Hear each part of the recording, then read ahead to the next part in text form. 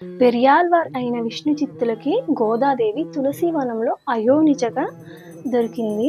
తనకి క్రోధై అని పేరు పెట్టి అల్లారు ముద్దుగా పెంచుకోసాగాడు. విష్ణు చిత్తుల వారు వటపత్ర సాయి ఆలయంలో పూజా కైంకర్యాలు నిర్వహించేవాడు. సహజంగానే గోదాదేవికి విష్ణు భక్తి అలవడింది. అది క్రమేణా ప్రేమగా మారి ఆ విష్ణువుని భర్తగా ఊహించుకోసాగింది. విష్ణు చిత్తుల వారు వటపత్ర సాయికి ప్రతిరోజు పూలమాలల్ని సమర్పించేవాడు. స్వామి కంటే ముందుగానే ఆ తల్లి ఆ పూలమాలను ధరించి అవి స్వామికి సరిపోతాయా లేదా అని చూసి ఆలయానికి పంపించేది. ఒకరోజు విష్ణు చిత్తుల వారు పూలమాలలో వెంట్రుకను చూసి ఏమైందా అని ఆరా తీస్తే స్వామి కంటే ముందే తన కూతురు ధరిస్తుంది అని తెలుసుకొని ఆ గోదాదేవిపై కోప్పడ్డాడు. రాత్రి కలలో విష్ణు చిత్తులకి స్వామివారు నీ కూతురు ధరించిన పూమాలలే నాకెంతో ప్రియమైనవి అని చెప్పగానే ఆ రోజు నుంచి విష్ణు చిత్తుల వారు గోదామాత ధరించి విడిచిన పూమాలల్ని స్వామికి అలంకరింపజేసేవారు.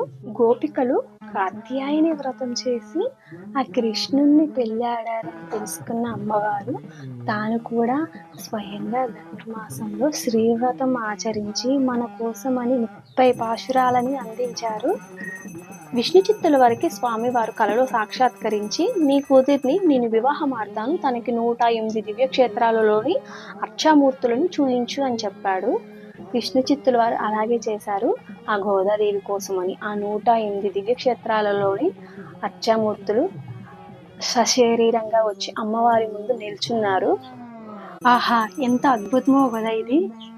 ఆ గోదాదేవి శ్రీరంగంలోని రంగనాథుని పెళ్ళాడతానని చెప్పింది.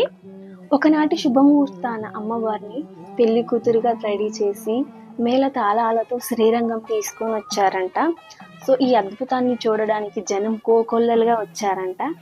రంగనాథుడు ఆ విగ్రహంలో నుంచి బయటకు వచ్చి అమ్మవారిని చేపట్టి తనలో ఐక్యం చేసుకున్నాడు. ఇది ఫ్రెండ్స్ ఆ గోదాదేవి కథ.